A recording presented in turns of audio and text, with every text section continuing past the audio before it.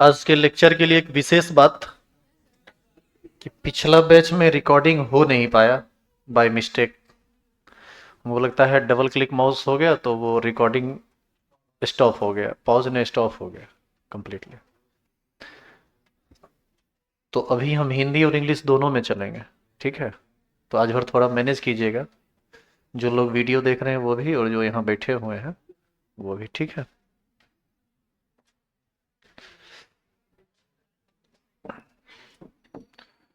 लिखेंगे हेडिंग,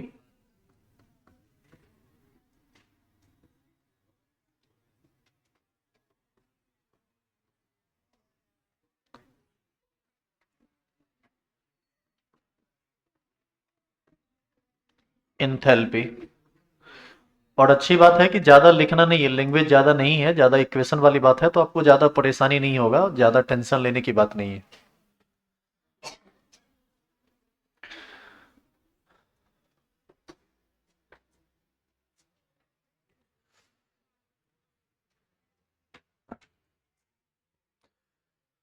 लिखिए, एंथैल्पी लिख चुके हैं।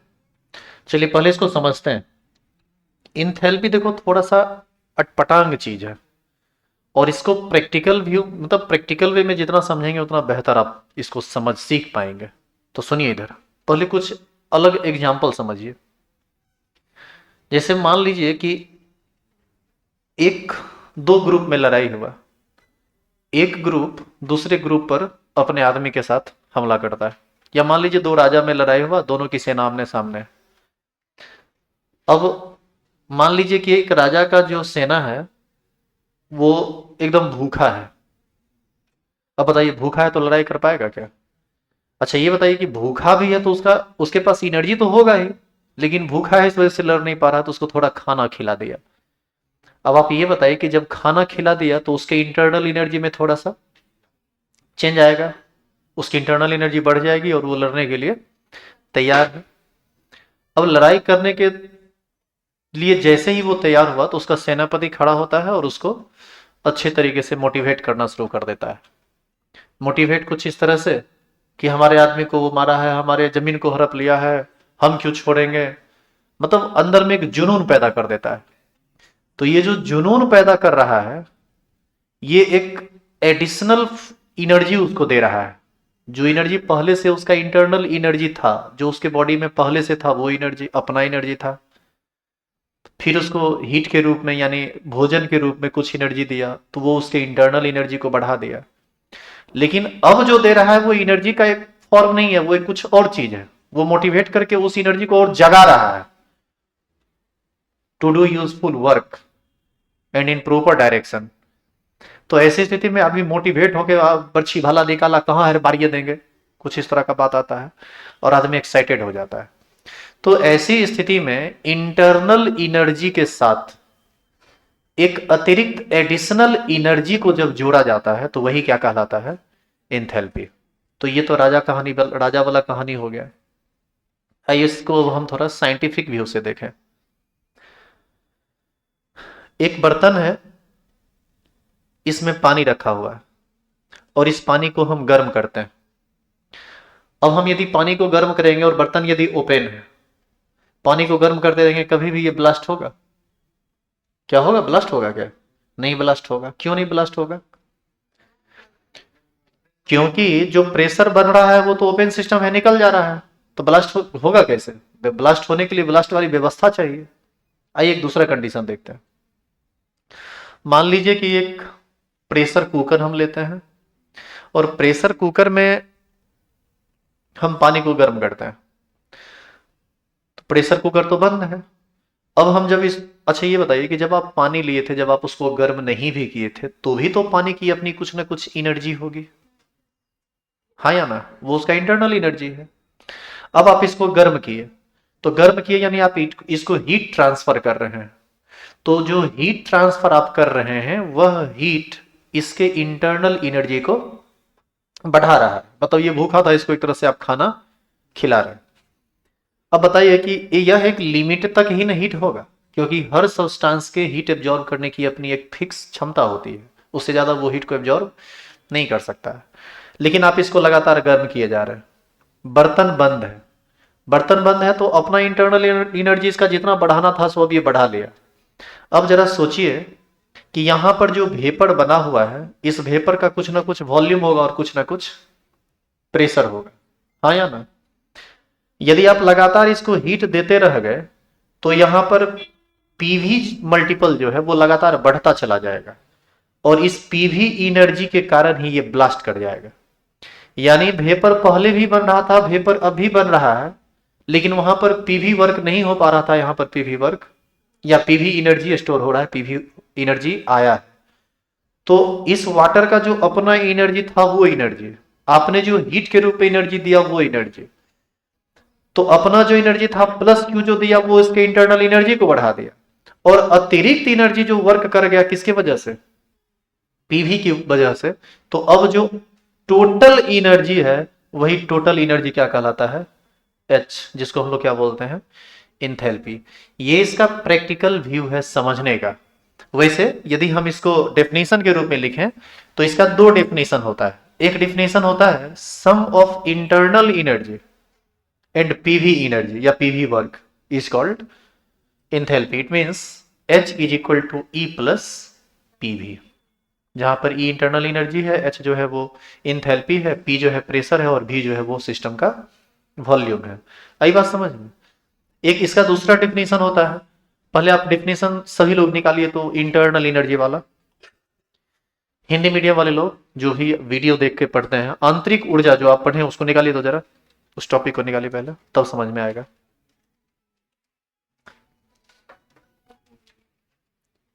क्या इंटरनल एनर्जी निकला जिसको आप ई से या यू से इंडिकेट किए होंगे, जिसके बारे में बताया गया था? हमको लगता है दूसरे क्लास में ये शुरू हुआ है, दूसरा या तीसरा में पता नहीं। शुरुआत से एक दो पेज निकालो तो सब मिल जाएगा कहीं। वहां देखिए आप लिखे होंगे एनर्जी, हिंदी में, सॉरी मैं पहले इंग्लिश में बोल रहा हूं, energy stored in A system during its formation at constant volume and constant temperature is called internal energy. क्या ऐसा लिखे हैं? इसका एक और डेफिनेशन लिखे हैं होंगे, लेकिन अभी हमको उससे मतलब नहीं, हमको इसी से मतलब है। जो हिंदी मीडियम में पढ़े होंगे वो दो डेफिनेशन लिखे होंगे, दूसरा डेफिनेशन देखिए। और हिंदी में डेफिनेशन लिखाते वक्त एक गड़बड़ी हो गई थी, वहां पर स्थिर दाब लिखा दिया गया है जो कि गलत है। स्थिर दाब नहीं होगा, यहां पर स्थिर आयतन होगा, बाय मिस्टेक लिखा गया था, जो आज पढ़ा रहे थे तो देखे, ठीक है। तो आप लिखे होंगे वहां पर गलती से लिख लिए होंगे स्थिर ताप तथा स्थिर दाब पर बन रहे किसी पदार्थ में जो ऊर्जा जमा होती है उसे आंतरिक ऊर्जा कहते हैं। उसमें थोड़ा सा बस एक वर्ड को आप सही कर लेंगे, स्थिर दाब जो लिखे हैं ना आप, दाब, इस दाब को काट के वहां पर लिख दीजिएगा आयतन, ठीक है। और अब आइए एंथैल्पी पर, वहां पर क्या पढ़े थे और यहां क्या पढ़े? वहां हम लोग पढ़े थे energy stored in A system during its formation at constant volume and constant temperature. यहां पर हम लोग कहेंगे energy stored in A system during its it's formation at constant pressure and constant temperature is called enthalpy. यानी दोनों में बस छोटा सा अंतर है, किस चीज का? एक जगह पर वॉल्यूम कांस्टेंट है तो दूसरे जगह पर प्रेशर कांस्टेंट है, टेम्परेचर दोनों जगह कांस्टेंट है। प्रेशर किस में कांस्टेंट है? इंथैल्पी में। वॉल्यूम किस में कांस्टेंट, वॉल्यूम किस में कांस्टेंट है? एनर्जी में, ये इंटरनल एनर्जी में। क्लियर है ये? तो हम इंग्लिश में बोल रहे हैं और हिंदी में लिख रहे हैं, आप जो जैसे हैं आप लिख लीजिए। लिखेंगे energy stored in A system, energy stored in A system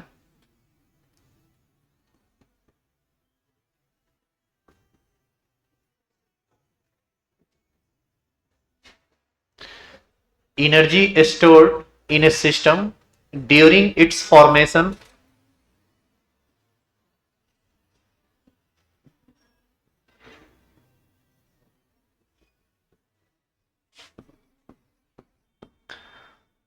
during its formation at constant pressure and constant temperature।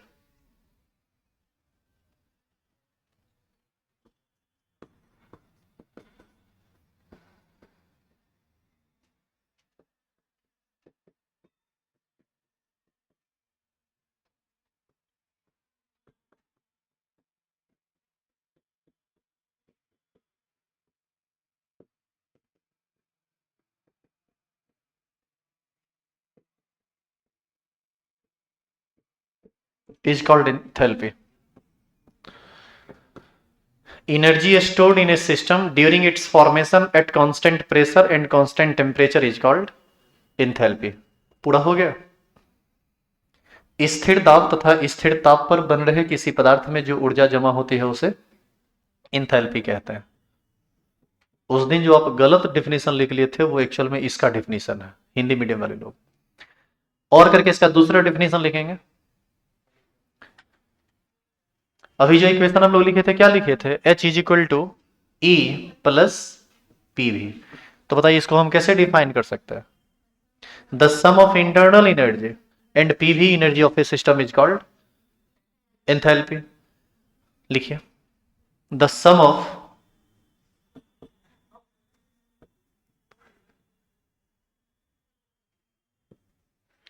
Hindi में आंतरिक ऊर्जा तथा दाब आयतन ऊर्जा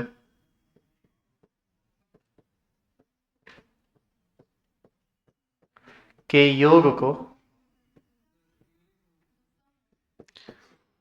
the sum of internal energy and pressure volume energy, the sum of internal energy and pressure volume energy is called enthalpy.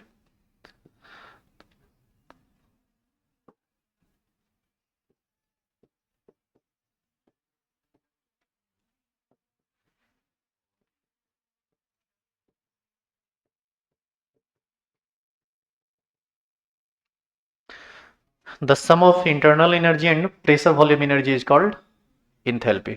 According to this definition, H is equal to E plus PV, या इसी को आप लिख सकते हैं H is equal to U plus PV, क्योंकि दोनों चीज से ना सूचित किया जाता है इंटरनल एनर्जी को, E से भी और U से भी, कैपिटल U से। लिख लेंगे सभी लोग।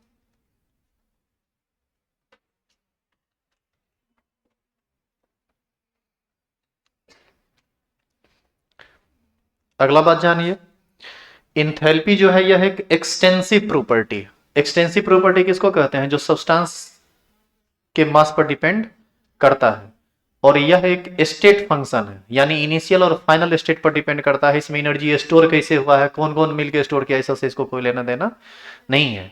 तो लिखेंगे इंथैल्पी इज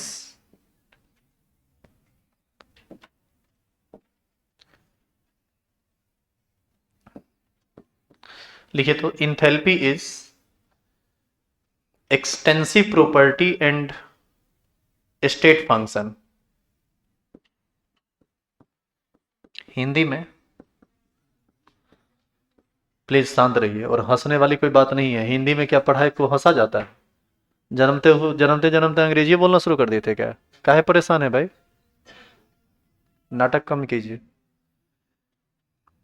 शुरू में बोल दिया गया कि वीडियो खराब हो गया है तो दोबारा बनाना पड़ रहा है, तो नाटक काहे कर रहे हैं। लगता है कि पहली बार हिंदी सुन रहे हैं,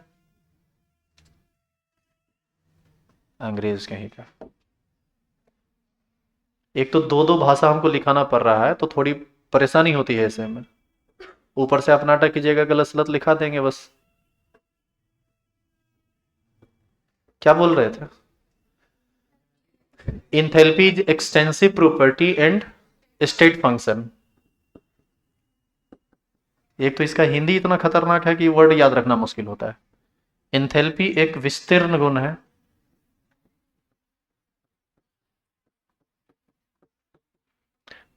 इंथैल्पी एक विस्तीर्ण गुण तथा अवस्था फलन है।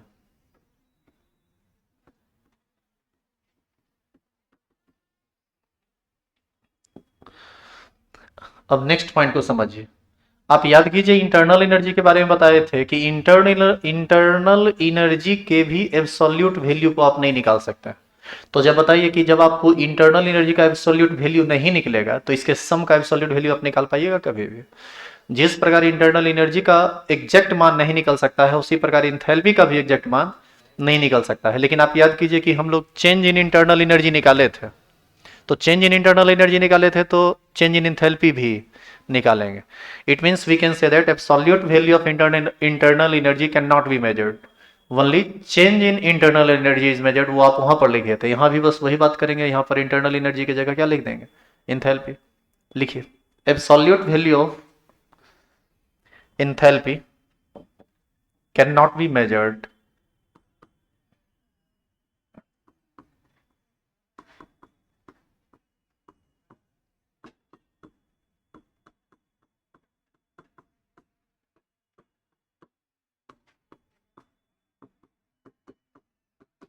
absolute value of enthalpy cannot be measured, but change in enthalpy can be measured.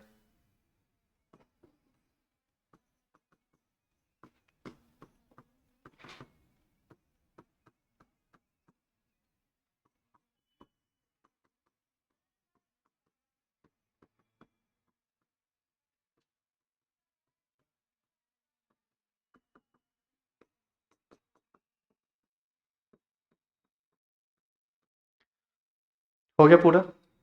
Enthalpy का एग्जैक्ट मान नहीं निकलेगा, लेकिन इसमें चेंज को हम निकाल सकते हैं। इंटरनल एनर्जी के चेंज को कैसे दिखाते थे आप?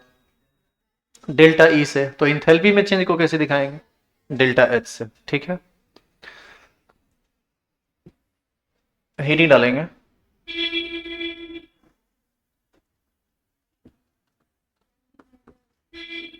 Calculation of delta H. इसी हेडिंग को आप इस तरह से भी लिख सकते हैं,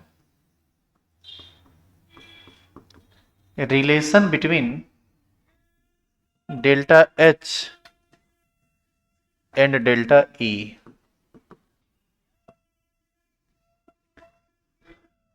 relation between delta H and delta ई।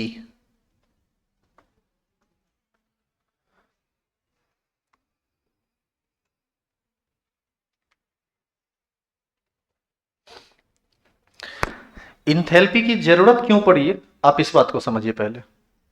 ध्यान देंगे इधर। इंटरनल एनर्जी, किसी भी सब्सटेंस के एनर्जी के मेजरमेंट के लिए तो एक टॉपिक आया है, फिर बाद में इंथैल्पी क्यों आया, इस बात पर समझिए।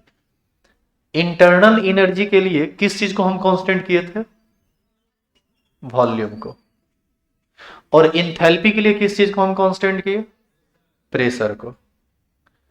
मैक्सिमम रिएक्शन ऐसा है जो कांस्टेंट प्रेशर पर होता है। इसलिए क्योंकि बहुत सारे रिएक्शन ऐसे होते हैं जिसमें आप बर्तन को ढकते नहीं है, बंद बर्तन नहीं रहता है, बर्तन खुला हुआ है। और बर्तन खुला हुआ है तो जो एटमॉस्फेरिक प्रेशर है वही एटमॉस्फेरिक प्रेशर इस पर लग रहा है। तो ऐसी स्थिति में एटमॉस्फेरिक प्रेशर तो 1 atm है, जो कि फिक्स है, कांस्टेंट है। तो ऐसी स्थिति में जब आप कांस्टेंट प्रेशर पर थर्मोडायनेमिकल चेंज को देख रहे हैं, हीट के लॉस गेन को देख रहे हैं, तो अब वास्तव में आप किस चीज को देख रहे हैं? इंथैल्पी को। और यदि कांस्टेंट वॉल्यूम पर आप इस चीज को देख रहे हैं, तब आप किस चीज को देख रहे हैं? इंटरनल एनर्जी को। क्यों? क्योंकि वॉल्यूम कांस्टेंट हो जाएगा तो वहां पर पीवी वर्क नहीं होगा। याद कीजिए, वर्क बराबर माइनस पी डेल्टा भी था, तो इसी वजह से। लिखिए तो आप लोग, let a reaction occurs at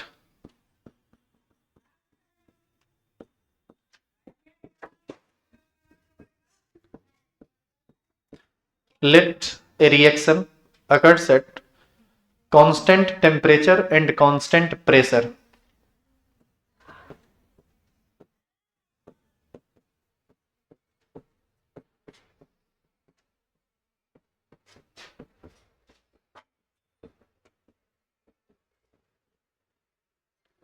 Let a reaction occurs at constant temperature and constant pressure. हो गया, लिख लिए। अब यहां से भाषा खत्म है, अब सिर्फ मैथमेटिकल बातें हैं जो सबके लिए एक ही जैसी है।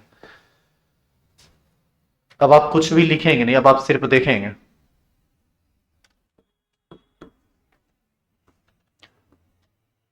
हम एक तरफ लेते हैं रिएक्टेंट और एक तरफ लेते हैं प्रोडक्ट। इस सबको लिखने में ज्यादा वक्त नहीं लगेगा, समझिए इसको, क्योंकि थोड़ा ये उलझन पैदा करेगा आगे चल के।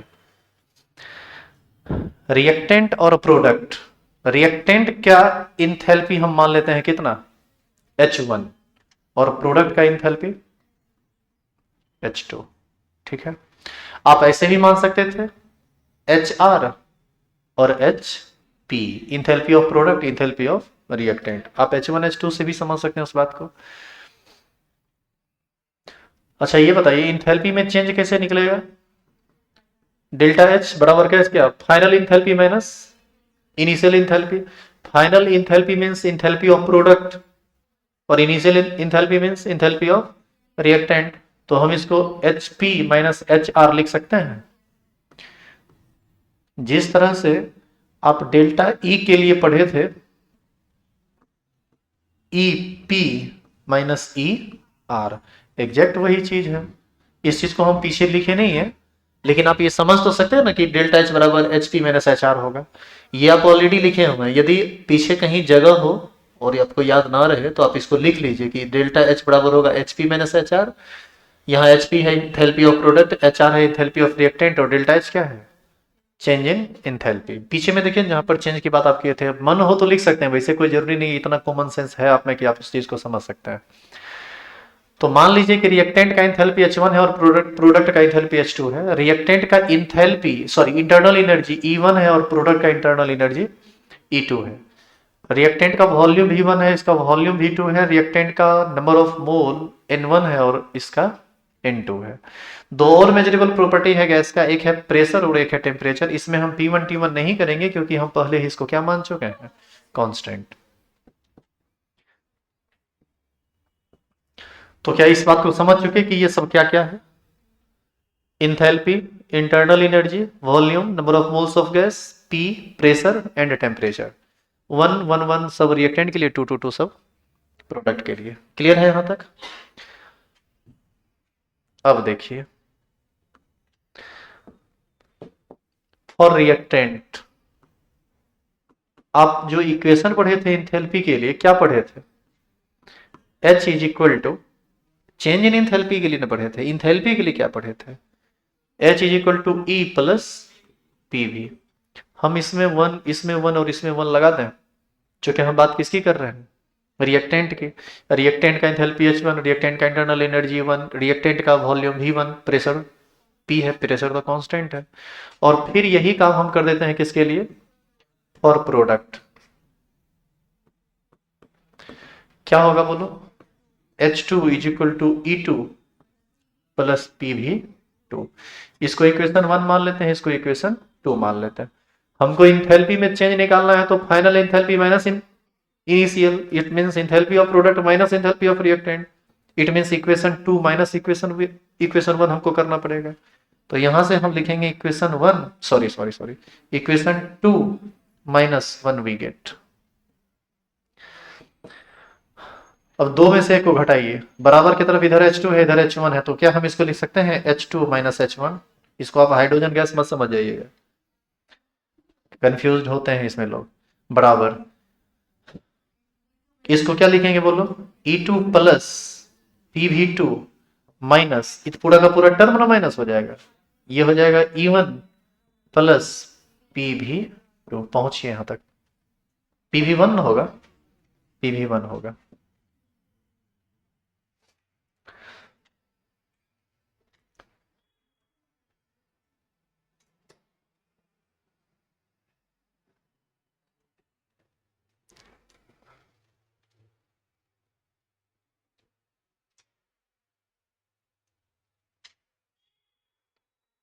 पढ़ाई खत्म हो जाए उसके बाद जितना बतियाना हो हमसे या आपस में या हल्ला करना हो आप कर सकते हैं। पढ़ाई के दौरान आप जब हल्ला करते रहते हैं तो कंसंट्रेट कर पाना मुश्किल होता है, वैसे में काम खराब होने लगता है और तब गुस्सा आता है।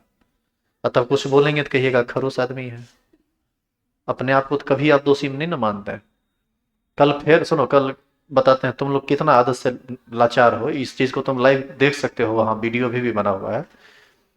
कल फेयरवेल था 12th का पूरा सेशन लाइव रहा और शुरू में ही बोल दिया कि देखो आज तुम लोग का लास्ट क्लास है, आज तुम लोग कितनो बदमाशी करोगे ना, तुमको हम डांटेंगे भी नहीं और पीटेंगे भी नहीं, कुछ नहीं कहेंगे। शुरू में सबको लगा कि मजाक किए, तो तनिक हल्का सा बदमाशी करके देखा कि ठीक है बोले हैं कि गलत बोले हैं। तो हल्का सा देखा तो काहे हल्ला कर रहे हो, शांत हो जाओ शांत हो जाओ। और तुमको बताते हैं कि लास्ट मोमेंट पर इतना ज्यादा हल्ला करने लगा, इतना ज्यादा हल्ला करने लगा और अंड संड क्या क्या बोलने लगा, ऐसा ऐसा बात बोलने लगा जो हम नहीं बोल सकते हैं। मोए मोए तो बहुत सिंपल चीज है, उससे भी खतरनाक खतरनाक बात बोलने लगा, जो कि क्लास में सबके सामने में, क्लास में क्या 5 आदमी के सामने में नहीं बोला जा सकता, वो 300 आदमी के सामने में बोल रहा है। तो अंत में पढ़ा लिखा भाषा में गाली हम भी दिए, उसके बाद एकदम सीधा हो गया, उसके बाद समझे में नहीं आया, बोला नहीं ठीक है सब एक बड़े बहुत बढ़िया चल रहा है। तो 300 में 3 गो 4 गो 5 गो अनवांटेड मटेरियल होता ही है जो गलती से धरती पर आ जाता है, ये यही सब टाइप होता है। बस यही सब बात बोली तो एकदम मिजाजे हरियर हो गया। सुनो जो सुनना ही चाहते हो तो। तब जब ये सब बोले तो अस्थिर हो गया, शांत हो गया, बोले यही सब सुनने के लिए नाटक कर रहा था। और कैसा खानदान से है रे, कैसा संस्कार मंद है तुम्हारा, जब गाली सुन के तुम स्थिर होता है। और सोचो कैसा पतित हो गया है। मतलब अजीब स्थिति है कि आप यदि ढील दे दीजिए तो माथा पर चढ़ के डांस करना शुरू कर देगा। और हम बताते हैं ना आपको, हम यदि अब हो सकता है कि आपको हम बहुत सही नहीं लगते हो बाई नेचर, खरूस आदमी है, स्ट्रिक्ट है, मार बैठता है या कुछ भी इस टाइप का, लेकिन सच पूछे ना तो इस सिस्टम को चलाने के लिए हम जिस तरह से रहते हैं, मेरा इस तरह से रहना बहुत अनिवार्य है। नहीं तो आप लोग सिंपल और टीचर को तो जो दशा दुर्दशा कीजिएगा, वो तो खैर बेचारा वही जानते होंगे जिनका आप करते होंगे। हम तो मुंह फोड़ देंगे, तुरंत में मुंह तोड़ देंगे वहीं। पागल कहीं का। और दूसरा करना है ठीक है, हंसी मजाक करना है, तुमको बहुत ढंग ढंग का बात बतियाना, चलो बतियाएंगे, हम भी तुमसे कम थोड़ी हैं, लेकिन उसका एक जगह होता है। देखेंगे ना कि तुम भी कितना पानी में है। क्लास में हल्ला गुल्ला नहीं करना चाहिए, हल्ला गुल्ला करते में पढ़ाई खराब होता है। आप यहाँ पढ़ने के लिए आए हैं, आपका मेन पढ़ाई वाला क्वालिटी खराब हो गया, बताइए किस काम के लिए आप आए। ऐसे में दो चार जो अच्छे लोग होते हैं उनको नुकसान होता है। अच्छा एक बात है कि हर एक बैच में कुछ ना कुछ ऐसे लोग रहते ही रहते हैं जो डिस्टर्ब करने के लिए ही लगता है आते हैं, उनका जन्मे हुआ है इसीलिए, क्योंकि भी ये उसी टाइप के लोग होते हैं, जबरदस्ती धरती पर आ जाते हैं। हो गया लिखा हुआ।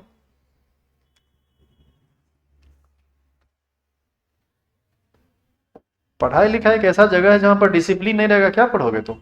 H2 - H1 क्या है बताइए, इसी को हम डेल्टा एच कहेंगे।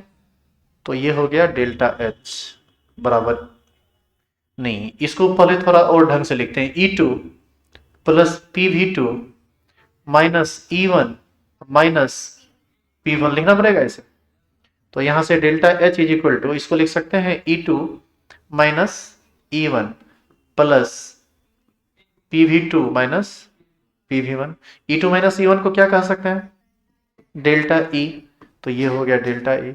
यहां से P कॉमन ले लीजिए, तो P कॉमन लीजिएगा तो V2 माइनस V1। तो ऐसी स्थिति में डेल्टा H बराबर हो जाएगा delta E plus P into delta V। क्या कोई दिक्कत है इसमें। अच्छा बताइए ये इक्वेशन कब अप्लीकेबल है, at constant pressure and temperature. अब सुनिए इसी में यदि आप डेल्टा एच बराबर delta E plus we delta P लिखते हैं तो बताइए ये इक्वेशन कब अप्लीकेबल होगा।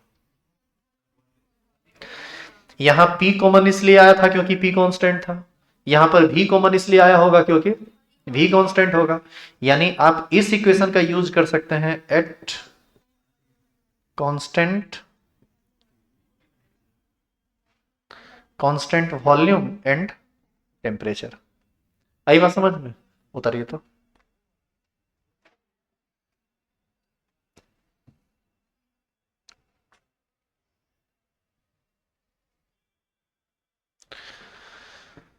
तुम लोग पढ़ते रहते हो, तुम्हारा माथा जो है ना रिलैक्स में रहता है, हम पढ़ाते रहते हैं तो मेरा माथा रिलैक्स में नहीं रहता है।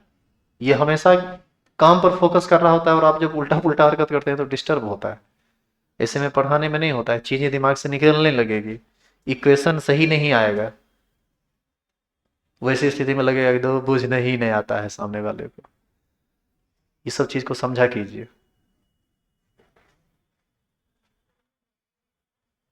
आपके हल्ला करने से यदि मेरा पढ़ाई डिस्टर्ब नहीं हो ना, तो आप तुम ना कर करके मर ना जाओ, क्या मतलब है हमको। तुम जब खुद को बर्बाद करने के लिए सोच ही लिए हो, कौन सुधार सकता है तुमको। और हैं कौन हम तुम्हारे जो सुधारें, लेकिन हमको डिस्टर्ब मत करो।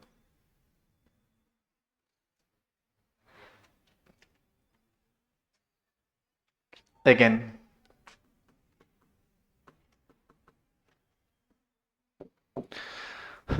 इस इक्वेशन से चलते हैं, और देखो जितना इक्वेशन हम घेर रहे हैं ना, ये सब इक्वेशन आगे काम देता है, वो कहीं ना कहीं क्वेश्चन बनेगा इस पर। तो घेरेंगे हम उसी को जो जरूरत का चीज है। बताइए इस इक्वेशन में क्या लिखा हुआ है, delta H is equal to delta E plus P into delta we.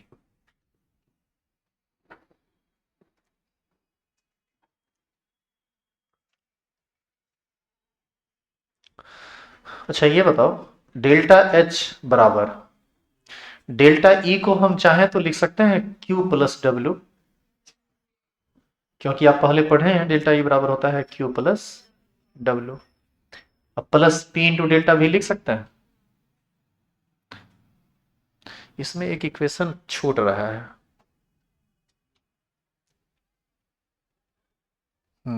अभी इसको रोकिए, इसको बाद में देख लेंगे। लिख लेते क्या, रुकिए थोड़ा। ये भी है जो बात अभी हम बता रहे थे, ये भी है, लेकिन ये बाद में, पहले इससे पहले और देखिए। डेल्टा एच यही सब होता है, जैसे आप दिमाग डिस्टर्ब करेंगे तो यही सब छूटता रहता है, इसीलिए कहते हैं शांत रहने के लिए। डेल्टा एच बराबर डेल्टा ई प्लस ई क्या लिखा हुआ है, पी डेल्टा वी। इसको हम डेल्टा एन आर टी लिख सकते हैं।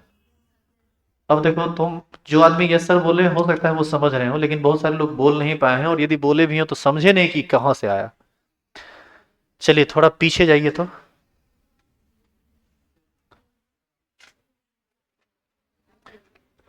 आइडियल गैस पर नहीं हम बताते हैं, हम आपको बताए हैं, कहां बताए हैं। आप देखिए तो एक फॉर्मूला कहीं लिखा हुआ है, डब्ल्यू बराबर minus n minus delta N R T. उतनी फॉर्मूला खोजिए तो कहीं घेरा हुआ जरूर होगा। डब्ल्यू कुछ ऐसा लिखा हुआ होगा, देखो इधर, डब्ल्यू बराबर minus delta N R T ऐसा लिखा हुआ है। इससे ठीक ऊपर देखिए लिखा हुआ होगा minus P into delta V बराबर minus delta N R T है लिखा हुआ। इसके ठीक ऊपर जाइए, लिखा हुआ होगा पी डेल्टा वी बराबर डेल्टा एन आर टी है लिखा हुआ। यानी पी डेल्टा वी के बदले हम क्या लिख सकते हैं, डेल्टा एन आर टी, वही लिखी है, पी डेल्टा वी बराबर डेल्टा एन आर टी लिखे हैं। समझ में आया कहां से आया ये। और यदि ज्यादा और ज्यादा समझना हो तो उस इक्वेशन को ऊपर से देखे तो आपको सारी बातें समझ में आ जाएगी। मिटाए इसको, जिसमें बोले थे कि दोनों तरफ माइनस कर सकते हैं, नहीं डब्ल्यू लाने के लिए माइनस से गुना किए थे। अब बताइए कि ये भी तो एक फाइनल इक्वेशन मिला। लिखिए इसको, डेल्टा एच क्या है, change in enthalpy. Delta E क्या है, change in internal energy. Delta n क्या है, number of moles of gases product minus number of moles of gases reactant. R क्या है, गैस कांस्टेंट, और टी क्या है, टेम्परेचर इन केल्विन। फिर चलते हैं आगे इससे। Again delta H is equal to delta E plus P into delta V. नहीं छोड़ो, अभी इसको नहीं देखते हैं, पहले आप पहुंचिए यहां तक। इतना छोटा छोटा बात रहता है इसमें। कुछ एग्जांपल देखते हैं इधर, देखो ये H2 gas plus I2 gas, ये कन्वर्ट होता है किसमें, 2HI में, और यह भी गैस होता है। डेल्टा एन का मान 0। कैसे समझे, ये 2 माइनस 1 प्लस 1 कितना हो गया, 0। बताइए डेल्टा एन हो गया इस रिएक्शन के लिए 0, तो डेल्टा एच बराबर हो जाएगा डेल्टा ई प्लस 0 गुना आर टी, यानी डेल्टा एच बराबर डेल्टा ई। कुछ समझे आप। चेंज इन एंथैल्पी और चेंज इन इंटरनल एनर्जी आपस में बराबर हो सकता है, लेकिन कब, जब रिएक्शन के डेल्टा एन का मान 0 हो। कोई आदमी ये बता सकते हैं कि ये बराबर आपस में कैसे हो गया, इसका रीजन क्या है, वर्क ही नहीं हुआ। कौन सा वर्क, पीवी वर्क। काहे नहीं हुआ, पीवी वर्क इसलिए नहीं हो पाया क्योंकि प्रेशर के साथ साथ यहां वॉल्यूम भी कांस्टेंट हो जाएगा। कैसे, क्योंकि 2 मोल बनाता, दो मोल कंप्लीट रिएक्शन करेगा तो दो मोल बनाएगा। इसका मतलब है कि number of moles of reactant और number of moles of product same रह गया। बर्तन में गैस का अमाउंट ना बढ़ा ना घटा, तो जब मोल बढ़ा घटा ही नहीं तो प्रेशर पहले जितना था उतने रहेगा, वॉल्यूम पहले जितना था उतने रहेगा। इसका मतलब वॉल्यूम कांस्टेंट हो गया। वॉल्यूम कांस्टेंट हो गया तो डेल्टा वी जीरो हो गया। डेल्टा वी जीरो हो गया तो डब्ल्यू बराबर minus P delta we, work done zero हो गया, यानी पीवी वर्क क्या हो जाएगा, जीरो। तो ऐसी स्थिति में पीवी वर्क हुआ ही नहीं, तो इंथैल्पी में परिवर्तन इंटरनल एनर्जी में परिवर्तन के बराबर होगा। और उस केस में हम कह सकते हैं कि इंटरनल एनर्जी ही इंथैल्पी है या इंथैल्पी ही इंटरनल एनर्जी है। काहे कि डेल्टा एच बराबर डेल्टा ई हो गया, इसका मतलब एच बराबर ई हो गया। आई बात समझ में? लिखिए इसको, अगला एग्जांपल लिखिए।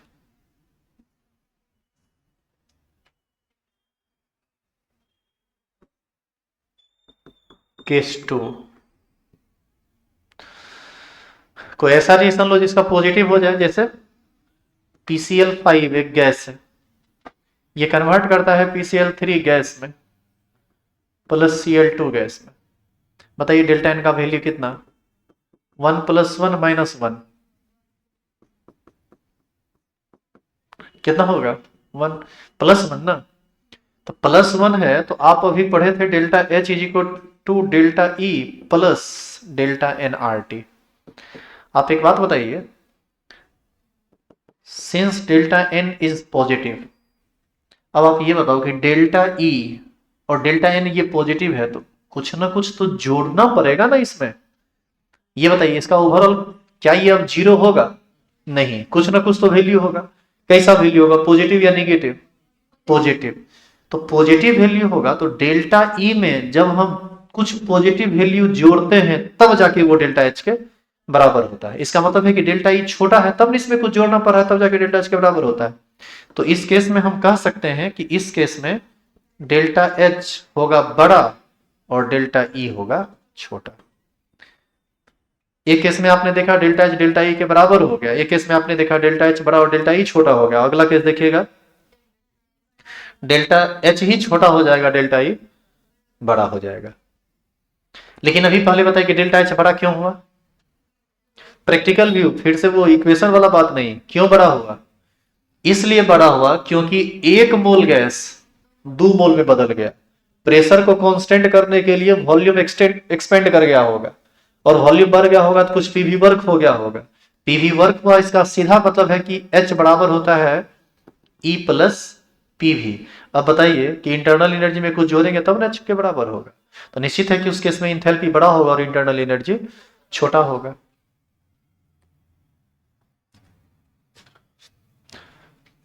लिखिए केस, केस टू नहीं, एग्जाम्पल है नॉर्मली।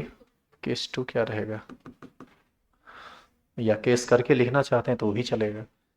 तो तीसरा केस लीजिए या तीसरा एग्जाम्पल लीजिए जिसमें डेल्टा एन निगेटिव हो। कर दीजिए नेगेटिव वाला कोई केस, इसको मिटाएं। वही H2N2 वाला एग्जाम्पल लीजिए ना। N2 gas plus 3H2 gas, ये रिएक्शन करके बनाता है 2NH3।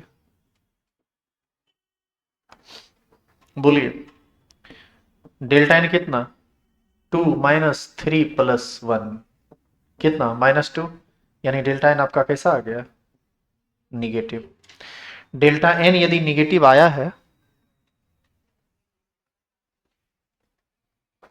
तो डेल्टा एच बराबर होता है delta E plus delta N R T, since delta n is negative. आप अब ये बताइए कि यदि डेल्टा एच निगेटिव है तो डेल्टा एन निगेटिव है तो डेल्टा एच बराबर delta E minus delta N R T हो जाएगा। डेल्टा ई में जब कुछ घटाएंगे तब जाके वो डेल्टा एच के बराबर होगा। इसका मतलब है कि डेल्टा एच छोटा है और डेल्टा ई बड़ा है। और ऐसा इसलिए हुआ क्योंकि इस बार वॉल्यूम बढ़ा नहीं, इस बार वॉल्यूम घट गया, इसी वजह से एनर्जी घटा है।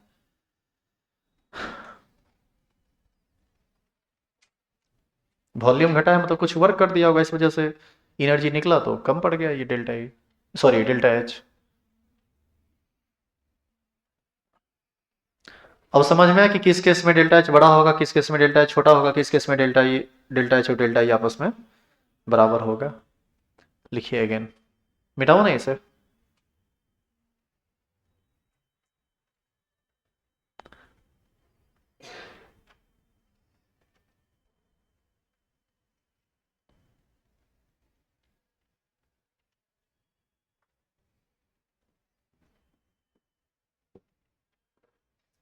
ये सब मन लगा के पढ़ोगे ना तो पढ़ने में बहुत मजा आता है सबको, बशर्ते कि तुम चीज़ों को प्रैक्टिकली समझते हो, पढ़ने का तुम्हारे अंदर जुनून है, तुमको मन करता है पढ़ने का। और नहीं ऐसे यदि दिन काटने के लिए आएंगे तब तो ये सब बहुत खराब लगेगा, तब तुमको कुछ बुझेबे नहीं करेगा ये क्या हो रहा है। क्योंकि जब लैंग्वेज रहता है तो चलो ठीक है लिख भी लेंगे, इस सब में तो कुछ नहीं पता चलता है, सब गुना भाग है और माथा में कैलकुलेशन चलेगा तो होगा, नहीं नहीं चलेगा नहीं होगा। लिखिए अगेन।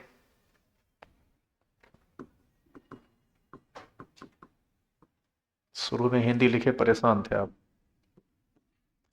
आपका बैच इसी बेसिस पर स्टार्ट हुआ था, याद है। इस फेरा में हमको बहुत नुकसान हुआ है, बावजूद इसके हम लगातार खींचते रहे हैं इसको हटा के उसको। कम से कम 100 बच्चा का नुकसान हुआ आपके से, आपकी आप लोगों की वजह से।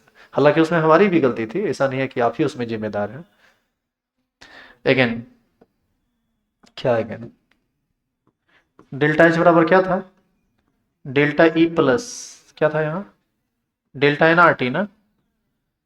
बताइए यहां से हम लिख सकते हैं डेल्टा एच बराबर E, no, Q plus W plus delta N R T, ऐसा कर सकते हैं। ऐसा इसलिए कर सकते हैं क्योंकि डेल्टा ई बराबर हम पढ़े हैं क्यू प्लस डब्ल्यू। अच्छा आगे देखो तो, डेल्टा एच बराबर हम लोग लिख सकते हैं क्यू, डब्ल्यू बराबर याद है माइनस पी डेल्टा भी होता है, तो क्यू माइनस पी डेल्टा भी और प्लस, ओ यहां से नहीं, चलो यहां से चलो, अरे फिर वही होता, डेल्टा एन की जगह पर पी भी आर टी लिख देते। इधर देखिए, ये हम इससे चल दिए, एक्चुअल में इससे चलना चाहिए था, ज्यादा बेहतर होता, वही हम किए बाद में। समझ में आया क्या किए, तो पी डेल्टा भी यहां भी क्या हो जाएगा, पी डेल्टा भी। यहां से बताइए पी डेल्टा भी से पी डेल्टा भी कट जाएगा, तो डेल्टा एच बराबर क्या बचेगा। अब रुकेंगे आप, डेल्टा एच तो क्यू के बराबर हो गया, ये कब, at constant pressure and temperature, volume नहीं टेम्परेचर। ठीक है लिख लो तुम यहां तक। केमिस्ट्री या फिजिक्स में एक एक इक्वेशन जो है ना बहुत सारी चीजों को बतलाता है, यदि आपकी समझ उसको समझने के लायक हो तो। जैसे आप देखिए, एक छोटा सा चीज डेल्टा एच बराबर क्यू एक ही बार में आपके कंसेप्ट को क्लियर कर देगा, यदि अभी तक आप इंथैल्पी को नहीं समझ पाए होंगे तो अब समझ में आ जाएगा। जिस इंथैल्पी को हम इतना लंबा चौड़ा मान रहे थे वो देखो कितना छोटा चीज निकला। डेल्टा एच बराबर क्या है, क्यू है, कब, कांस्टेंट प्रेशर पर, चलिए, और टेम्परेचर पर। अब जो जो पूछते हैं उसका तनी जवाब दीजिए तो भरभली आप। सिस्टम जब हीट को गेन करता है तो उसको हम कैसे दिखाते हैं, प्लस क्यू से, क्योंकि उसकी एनर्जी बढ़ती है। सिस्टम जब हीट रिलीज करता है तब उसको कैसे दिखाते हैं, माइनस क्यू से, सबको पता है। चलिए, यदि सिस्टम हीट को एब्जॉर्ब किया तो ये इंडोथर्मिक प्रोसेस है या एक्सोथर्मिक प्रोसेस है, इंडोथर्मिक प्रोसेस है, उष्मा शोषी, इंडोथर्मिक। अच्छा, सिस्टम यदि हीट रिलीज किया तो यह कैसा प्रोसेस है, एक्सोथर्मिक।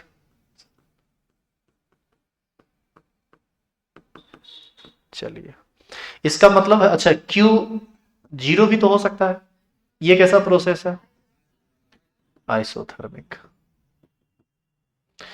इसका मतलब ये हुआ कि क्यू तीन तरह का हो सकता है, क्यू जीरो भी हो सकता है, क्यू पॉजिटिव भी हो सकता है, क्यू निगेटिव भी हो सकता है, किस कोई सिस्टम तीनों में से कोई एक बात करेगा। अब बताइए कि क्यू का मान जीरो हो जाए,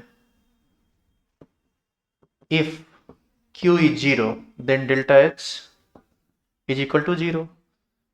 और आइसोथर्मिक प्रोसेस। क्या ये बात आप पहले नहीं बताए थे हम आपको? एक बार याद है हमको कोई चीज समझा रहे थे तो वहां पर इंडोथर्मिक एक्सोथर्मिक, हाँ हमको याद आ गया।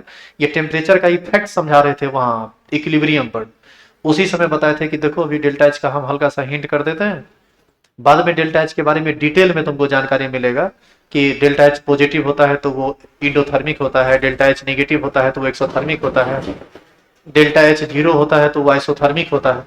और याद कीजिए अलग अलग टाइप के रिएक्शन पर टेम्परेचर का अलग अलग इफेक्ट पड़ा था।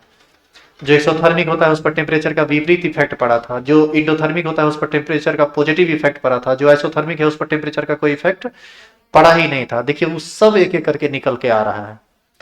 दूसरा देखिए, if Q is positive then delta H is positive. आप यहां पर Q पॉजिटिव लेंगे तो डेल्टा H क्या होगा? पॉजिटिव होगा। Q पॉजिटिव कब होगा? जब सिस्टम ने हीट को एब्जॉर्ब किया, और सिस्टम हीट को एब्जॉर्ब किया, इसका मतलब ये कैसा प्रोसेस है? इंडोथर्मिक प्रोसेस है। और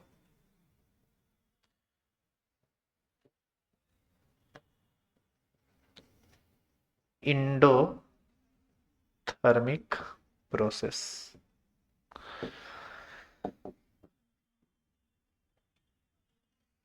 और इसका एक तीसरा केस, if Q is negative then delta H is also negative. Q negative कब होगा? जब सिस्टम ने हीट को रिलीज किया, यानी एक्सोथर्मिक प्रोसेस। तो हम इसको क्या लिखेंगे?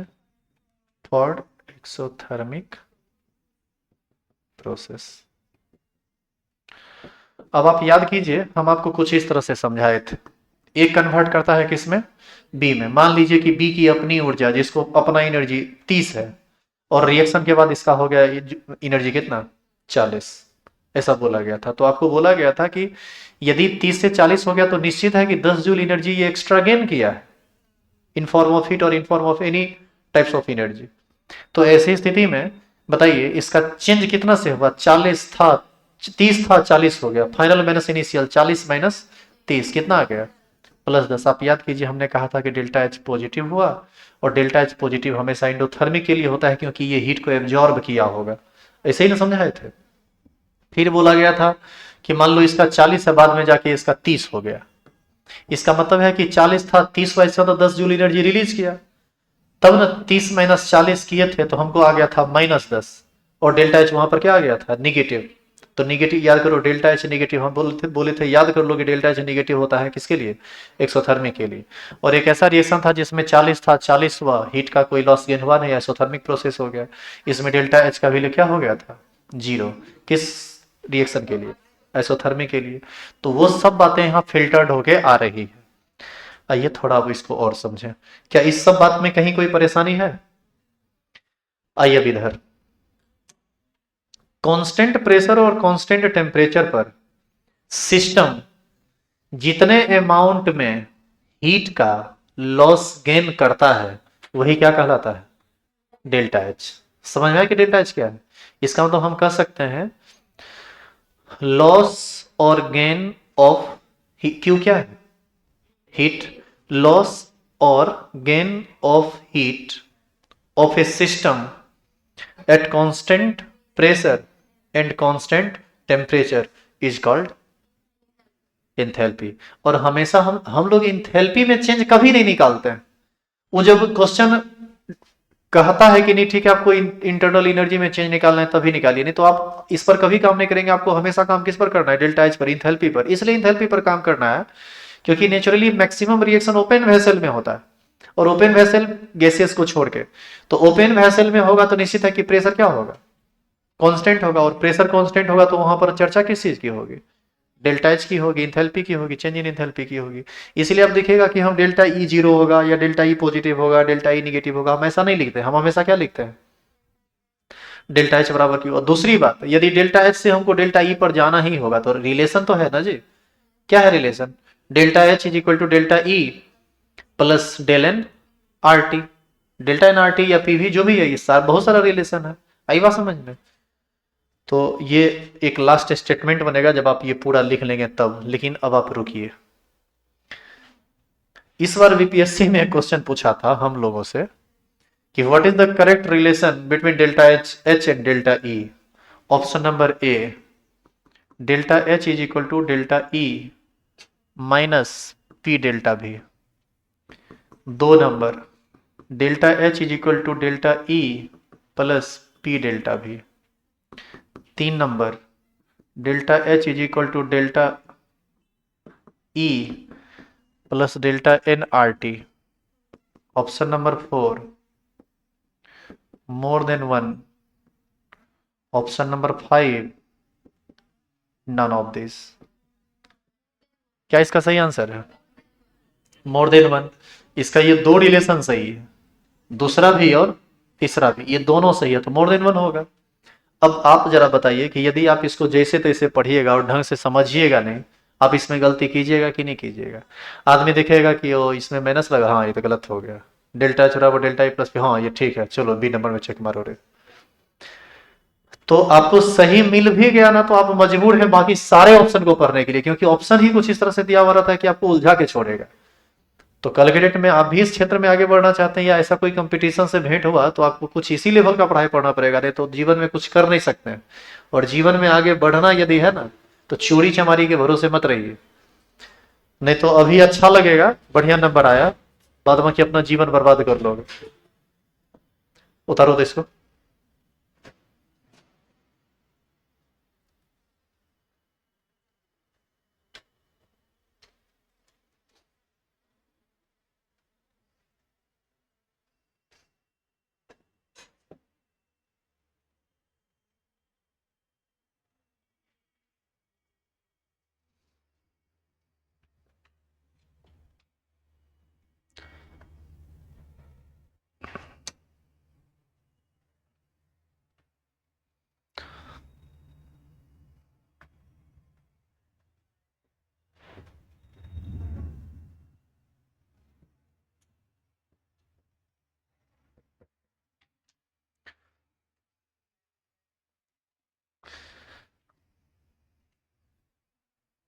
आप यहां तक लिखे हैं क्या? इधर देखिए तो यहां तक लिखे हैं, आगे बढ़ गए? बढ़ गए आगे? ठीक है, पूरा उतार लीजिए। और यदि यहीं तक है तो इस लाइन को यहीं पर आप लिख लीजिए तो ज़्यादा अच्छा है। लॉस और gain of heat of a system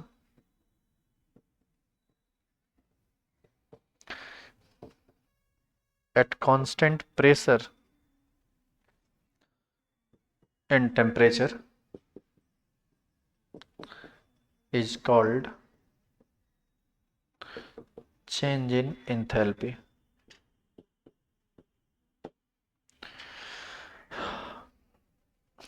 आप हिंदी में लिख सकते हैं,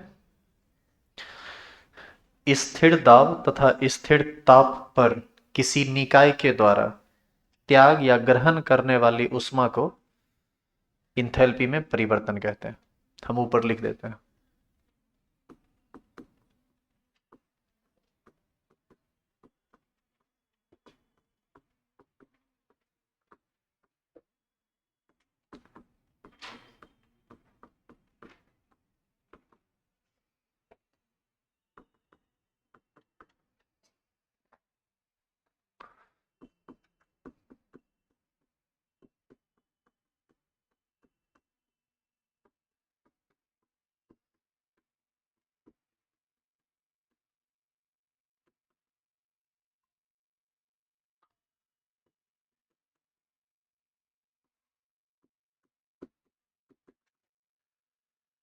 तो ये लास्ट लाइन सभी लोग लिख लीजिएगा जरूर।